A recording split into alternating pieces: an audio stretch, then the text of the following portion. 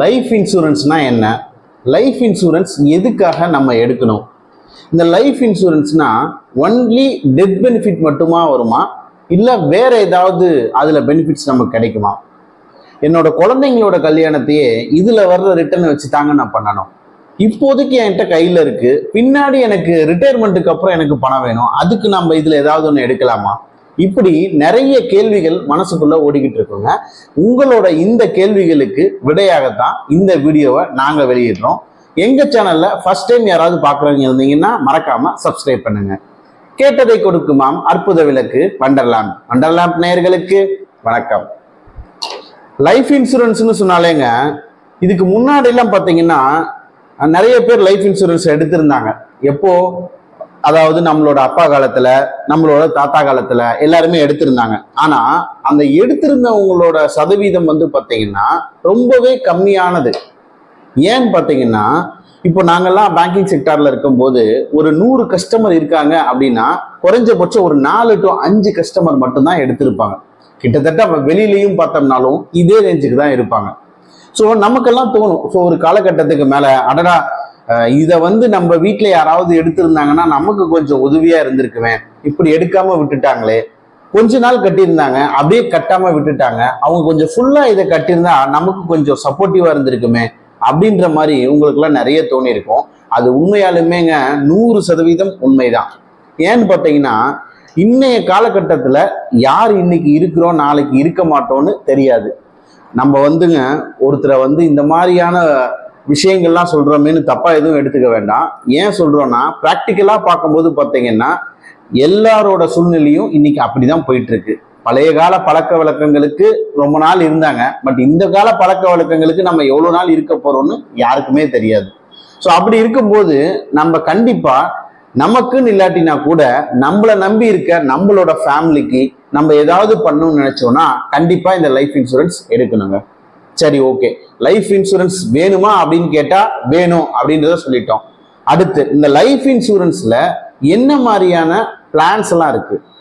அதாவதுங்க, நிறைய பிளானை சொல்லிட்டே இருப்பாங்க. உங்கள்கிட்ட ஒரு பேங்க்ல வேலை செய்யற ஸ்டாஃப் அப்ரோச் பண்ணியிருக்கலாம், இல்லை நிறைய ஏஜென்ட்ஸ் உங்களை அப்ரோச் பண்ணியிருக்கலாம், இல்லை ஆன்லைன்ல இருந்து பார்த்தீங்கன்னா டெலிகாலிங் பண்ணி பார்த்தீங்கன்னா உங்களுக்கு பாலிசிஸ் எடுத்துக்கோங்க அப்படின்னு சொல்லி உங்களை அப்ரோச் பண்ணியிருக்கலாம். இதுல ஒருத்தரும் ஒரு விதமான பிளான்ஸ் எல்லாம் சொல்லுவாங்க. நம்மளும் அதை பத்தி சொன்னோம்னு வச்சுக்கோங்க, கிட்டத்தட்ட இதை வெளியே இருந்து பாக்குறவங்களுக்கு நிறைய குழப்பங்கள் வரலாம். அதனால நான் என்ன சொல்றேன்னா, ரெண்டு விஷயமா மட்டும் இந்த லைஃப் இன்சூரன்ஸை பிரிக்கிறோம்.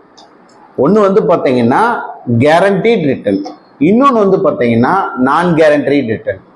இதுலைங்க இந்த நான் கேரண்டீட் ரிட்டர்னை பத்தி நாங்க பேச போறதே கிடையாது.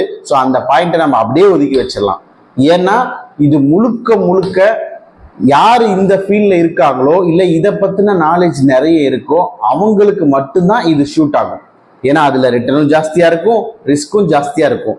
சில நேரங்களில் நம்ம தெரியாம யாரோ ஒருத்தர் போடுற வீடியோவை பார்த்தோ, யாரோ ஒரு சொல்றதை கேட்டோ நம்ம போய் அதுல இன்வால்வ் ஆனோம்னா சில நேரங்கள்ல அது நமக்கு நெகட்டிவா வர்றதுக்கு வாய்ப்பு இருக்கு. அதனால இந்த நான் கேரண்டி ரிட்டர்னை அப்படியே நம்ம விட்டுட்டு கேரண்டி ரிட்டர்னை மட்டும்தான் நம்ம இப்ப பேச போறோம். சரிங்க, கேரண்டீட் ரிட்டர்ன் இதுல என்ன மாதிரி டேர்ம்ஸ்ல சொல்லுவாங்கன்னு பார்த்தீங்கன்னா, ட்ரெடிஷ்னல் பிளான்னு சொல்லுவாங்க, என்டோமெண்ட் பிளான்னு சொல்லுவாங்க, சேவிங்ஸ் பிளான்னு சொல்லுவாங்க, இன்னும் நிறைய அந்தந்த கம்பெனிக்கு தகுந்த மாதிரி ஏதாவது ஒரு நேம் வச்சு சொல்லுவாங்க. பட் நம்ம கேட்டகரைஸ் பண்றது கேரண்டீட் ரிட்டர்ன்.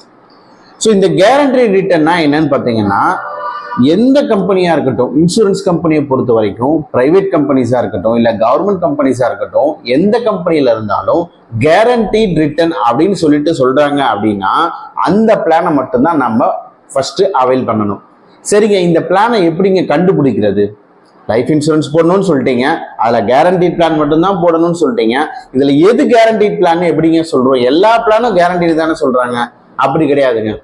எந்த கம்பெனிலையுமே நீங்க வாங்குறதுக்கு முன்னாடி இந்த இன்சூரன்ஸ் பத்தின இல்லுஸ்ட்ரேஷன் வேணும்னு கேளுங்க. ஸோ இந்த இல்லுஸ்ட்ரேஷன்னா என்னன்னு பார்த்தீங்கன்னா, நீங்க எடுக்க போற பிளானோட ஒரு முன்னோட்டம் மாதிரி, அதுல என்னென்ன பெனிஃபிட்ஸ்லாம் இருக்கு, நீங்க எவ்வளவு வருஷம் கட்டணும், அதுல கட்டினா எவ்வளவு ரிட்டர்ன் வரும், அதுல உங்களுக்கு ரிஸ்க் கவரேஜ் எவ்வளவு வருது அப்படின்ற எல்லா டீட்டெயிலும் இந்த இல்லுஸ்ட்ரேஷன்ல இருக்கும். சரி, இல்லுஸ்ட்ரேஷன் கொடுத்துட்டாங்க, இல்லுஸ்ட்ரேஷன்ல பார்த்துட்டாங்க, அதுல கேரண்டீட் ரிட்டர்ன் அப்படின்னு போட்டு ஒரே ஒரு அமௌண்ட் ஃபைனல் மெச்சூரிட்டி அமௌண்ட் அப்படின்னு சொல்லிட்டு ஒரு அமௌண்ட் போட்டிருப்பாங்க. இந்த அமௌண்ட் வந்து மாறுதலுக்கு கிடையாது. நீங்க போட்டா உங்க பணம் இவ்வளவு அமௌண்ட் கண்டிப்பா வரும் அப்படின்னு அந்த இல்லுஸ்ட்ரேஷன்ல இருந்தால் அந்த பாலிசி தாங்க கேரண்டட் பாலிசி. இது மாதிரி இருக்கான்னா இது மாதிரி ஏகப்பட்ட பாலிசிஸ், நல்ல பாலிசிஸ் இருக்குங்க. எல்லா கம்பெனிலையுமே கிட்டத்தட்ட ஏதாவது ஒரு பாலிசி 2 பாலிசி இது மாதிரி வச்சிருக்காங்க. இது மாதிரி நம்ம வாங்குறது தான் நமக்கு முழுக்க முழுக்க சேஃப். ஏன்னா இன்னைக்கு நம்ம கட்டுறோம், கிட்டத்தட்ட இதோட கால அவகாசம் பத்தி தான் நம்ம அடுத்து சொல்ல போறோம். கிட்டத்தட்ட ஒரு 15 வருஷம் கழிச்சோ ஒரு 20 வருஷம் கழிச்சோ நம்மளோட ஃபேமிலி மெம்பர்ஸ் யாரோ இதை வாங்க போறாங்க, இல்ல நம்மளே இருந்தோம்னாலும் நம்மளும் இதை வாங்க போறோம். அப்படி இருக்கும்போது எவ்வளவுன்னு சொல்லிட்டு நம்ம முன்னாடியே ப்ரீ பிளான் பண்ணிக்கிட்டோம்னா சேம் அந்த அமௌண்ட் அவங்களுக்கு போய் சேர்றதுக்கு வாய்ப்பு இருக்கு. ஸோ அதனால என்ன அமௌண்ட் கண்டிப்பா கிடைக்கும் அப்படின்னு உறுதியான ஒரு தகவலை அந்த இல்லுஸ்ட்ரேஷன்ல கொடுப்பாங்க. அடுத்து இந்த இல்லுஸ்ட்ரேஷனை வச்சு வேற என்னென்னலாங்க பார்க்கலாம். இந்த கேரண்டீட் ரிட்டர்ன் சொல்லிட்டு ஒன்று கொடுத்துட்டாங்க. அதுல பக்கத்திலேயே 2-3 அமௌண்ட் இருக்குங்க. கேரண்டீட் ரிட்டர்ன் ஒரு அமௌண்ட் இருக்கு, அதுலயே நான் கேரண்டீட் ரிட்டர்ன் ஒரு அமௌண்ட் இருக்கு. 2 குழப்பமா இருக்கு அப்படின்ற மாதிரி ஏதாவது பிளான் உங்ககிட்ட காமிச்சாங்கன்னா அது பேங்கர்ஸா இருக்கட்டும், இல்ல ஒரு இன்சூரன்ஸ்ல வேலை செய்யற கம்பெனி ஸ்டாஃப்ஸா இருக்கட்டும், இல்ல ஏதாவது ஒரு ஏஜென்ட்ஸா இருக்கட்டும், தயவு செஞ்சு அந்த பாலிசியை பத்தி முழுசா தெரியாம அவைல் பண்ணாதீங்க. வாங்கலாம், ஆனா அதை பத்தின தகவல்களை ஏன் இப்படி போட்டிருக்காங்க அப்படின்றத தெரிஞ்சுக்கிட்டு வாங்க. அப்படி மென்ஷன் பண்ணியிருந்தாலே அது 100% கேரண்டீட் பிளான் கிடையாது. ஸோ ஏதாவது ஒரு ரூட் மேப் பண்ணி லிங்க் பண்ணி ஏதாவது ஒரு சில விஷயங்கள் பேசுவாங்க, ஆனா 100% அது கேரண்டீட் பிளான் கிடையாது. இதெல்லாம் கேரண்டீட் பிளானோ அதுக்கு 100% அந்த அமௌண்ட்டை மென்ஷன் பண்ணியிருப்பாங்க. ஸோ அது மட்டும்தாங்க இதுல வந்து நம்ம பார்க்கக்கூடிய விஷயம். சரிங்க, கேரண்டீட் பிளான் சொல்லியாச்சு, இதுல வந்து எவ்வளவு மென்ஷன் பண்ணியிருக்காங்க மெச்சூரிட்டி அமௌண்ட்னு சொல்லியாச்சு. வேற என்னென்ன பெனிஃபிட்ஸ் எல்லாம் இருக்குங்க இந்த லைஃப் இன்சூரன்ஸை பொறுத்த வரைக்குங்க? 2 விஷயத்துக்கு நம்ம மேஜரா எடுக்கலாம்.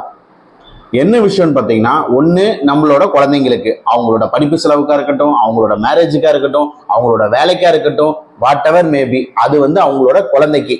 ஸோ அப்போ நம்ம ஒன்று அவைல் பண்ணலாம். 2வது நம்மளோட பர்சனலுக்கு. இன்னைக்கு நம்ம வேலை செய்யறோம், ஒரு 50 வருஷம் 60 வருஷம் கழிச்சு நமக்கு வேலை கிடையாது, முன்ன மாதிரி இப்ப பென்ஷன்ஸ் எல்லாம் எதுவுமே கிடையாது, எல்லாமே நிறுத்திட்டாங்க அப்படின்னா அப்ப அவங்க நம்ம இந்த லைஃப் இன்சூரன்ஸ்குள்ள போகலாம். எதுக்குங்க இந்த லைஃப் இன்சூரன்ஸ்குள்ள இந்த 2 செக்மெண்ட்டையும் கொண்டு வரீங்க?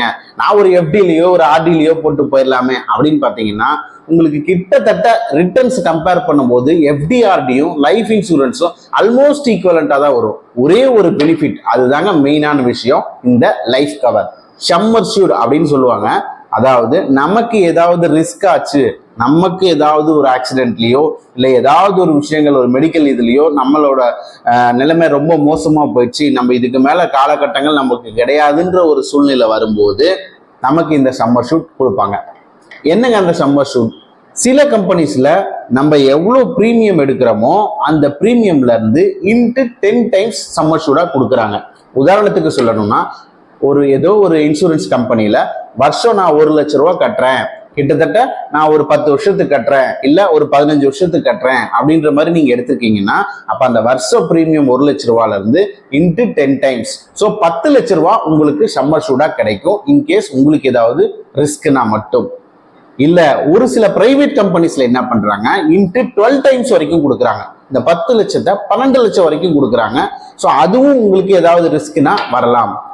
ரிஸ்க்னா என்னங்க, ஒன்லி டெத் பெனிஃபிட் மட்டும்தானா அப்படின்னா இதுக்கும் சில கேட்டகரிஸ்லாம் வச்சிருக்காங்க. நம்ம எடுக்கும் போதுமே டெத் பெனிஃபிட் மட்டும் வேணுமா, இல்ல ஏதாவது பர்மனன்ட் டிசபிலிட்டிக்கும் நம்ம அவைல் பண்ணுமா? ஒரு சில பாலிசிஸ்ல அந்த பர்மனன்ட் டிசபிலிட்டிக்கும் கொடுக்குறாங்க. பர்மனன்ட் டிசபிலிட்டினா ஒரு உதாரணத்துக்கு ஒரு கை நமக்கு ஆக்சிடென்ட் ஆயிடுச்சு, இதுக்கப்புறம் இந்த உறுப்பு நமக்கு பர்மனண்டாவே நமக்கு ஒர்க் ஆகாது அப்படின்ற பட்சத்திலையும் ஒரு சில கவரேஜஸ் கொடுத்துட்டு இருக்காங்க. இதெல்லாம் காமனா வர்றது. ஸோ இது தவிர நமக்கு வேற ஏதாவது வேணும் அப்படின்னா அந்த கிரிட்டிக்கல் இல்னஸ் கவரேஜ்னு சொல்லிட்டு ரைடர்னு சொல்லுவாங்க. நமக்கு அடிஷ்னலா வேணும்னாலும் நம்ம அதை ஆட் பண்ணிக்கலாம். அதுக்கு சில அமௌண்ட்டை சார்ஜ் பண்ணுவாங்க. ஸோ அது வேணும்னாலும் நம்ம அடிஷ்னலா ஆட் பண்ணிக்கலாம். ஸோ இந்த 3 பெனிஃபிட் தாங்க இந்த லைஃப் இன்சூரன்ஸுக்கு ரொம்ப ரொம்ப முக்கியமான விஷயம். ஒன்று நம்மளோட குழந்தைங்களுக்கு, இன்னொன்று நமக்கு, இன்னொன்று நம்ம இல்லை என்றால் அவங்களோட இதோட பணங்கள் வந்து நம்மளோட ஃபேமிலிக்கு போய் சேரும். ஸோ இதுக்காக தாங்க இந்த லைஃப் இன்சூரன்ஸை எடுக்கிறோம். ஆனால் ஒண்ணுங்க, நாம் சொன்ன மாதிரி கேரண்டீட் பிளானா இருக்கான்னு மட்டும் பார்த்துட்டு எடுங்க. இது தவிர வேற என்னென்ன பெனிஃபிட்ஸ்லாம் பார்த்தீங்கன்னா, 3 வருஷத்துக்கு அப்புறமோ இல்லை ஒரு 5 வருஷத்துக்கு அப்புறமோ நீங்க போடுற அந்த டென்யூரை பொறுத்து இதுலயே லோன் ஃபெசிலிட்டிஸும் கொடுப்பாங்க. 70% above நீங்க எவ்வளவு கட்டியிருக்கீங்களோ அதுல இருந்து லோன் ஃபெசிலிட்டியும் அவைல் பண்ணிக்கலாம். இல்லைங்க நான் வந்து ஒரு 15 வருஷம் பிளானுக்கு போட்டேன், நடுவுலயே ஒரு 2 வருஷத்துல நான் வந்து க்ளோஸ் பண்ணுங்கன்னா கண்டிப்பா கிடையாது. இதை பொறுத்த வரைக்கும் குறைஞ்சபட்சம் 5 வருஷமாவது நீங்க கட்டியிருக்கணும். யாராவது நீங்க 3 வருஷத்துல கட்டி முடிச்சிடலாம், 2 வருஷத்துல கட்டிடலாம், அதுக்கப்புறம் நமக்கு வேணாம் அந்த பணத்தை எடுத்துடலாம் அப்படின்னு நீங்க நினைச்சாலோ, உங்ககிட்ட ராங் செல்லிங்ல இல்லைங்க 2 வருஷம் கட்டினா போதும் 3 வருஷம் கட்டினா போதும்னு யாராவது சொல்லியிருந்தாலோ தயவு செஞ்சு நம்ம வேணாங்க, குறைஞ்சபட்சம் 5 வருஷமாவது கட்டணும். ஏன் இந்த 5 வருஷம் கட்டணும்னா இந்த ஃபண்ட் எல்லாமே பார்த்தீங்கன்னா டாக்ஸ் சேவர் பெனிஃபிட்ல கொடுத்துருக்காங்க. ஏடிசி செக்ஷனுக்கு கீழே உங்களால 1.5 லட்ச ரூபா வரைக்கும் கவரேஜ் காட்ட முடியும். ஸோ அதுக்காக இந்த பெனிஃபிட்டும் நீங்க அவைல் பண்ணிக்கலாம். இதை தவிர 10-10D சொல்லுவாங்க. ஸோ அந்த மெச்சூரிட்டி பெனிஃபிட் தாங்க இந்த 10-10D. நமக்கு வர்ற ரிட்டனுக்கு டிடிஎஸ் எதுவுமே பிடிக்காம டோட்டல் அமௌண்ட்டையும் ரிட்டனா கொடுக்குற மாதிரியும் இதுல ஒரு சில பாலிசிஸ்ல பெனிஃபிட் இருக்கு. ஸோ இது மாதிரி இன்னும் நிறைய பெனிஃபிட்ஸ் இருக்குங்க. இதை வந்து நான் ஓவராலா மட்டும்தான் சொல்லியிருக்கேன். இது ஒரு கடல் மாதிரி தோண்ட தோண்ட வந்துகிட்டே இருக்கும். இன்னும் அவ்வளோ பிளான்ஸ் இதுல வந்து இருந்துட்டே இருக்கு. ஸோ உங்களுக்கு ஸ்பெசிஃபிக்கா எனக்கு எதுலங்க போடணும் எவ்வளவுங்க போடணும் அப்படின்ற உங்களுக்கு ஏதாவது ரெக்யர்மெண்ட் இருந்துச்சு அப்படின்னா டிஸ்கிரிப்ஷன்ல எங்களோட நம்பரை கொடுக்குறோம், மறக்காம கான்டாக்ட் பண்ணுங்க. இந்த வீடியோ உங்களுக்கு பிடிச்சிருந்தது, நல்ல பயனுள்ள தகவலா இருந்துச்சுன்னா மறக்காம லைக் பண்ணுங்க, கமெண்ட் பண்ணுங்க. நன்றி.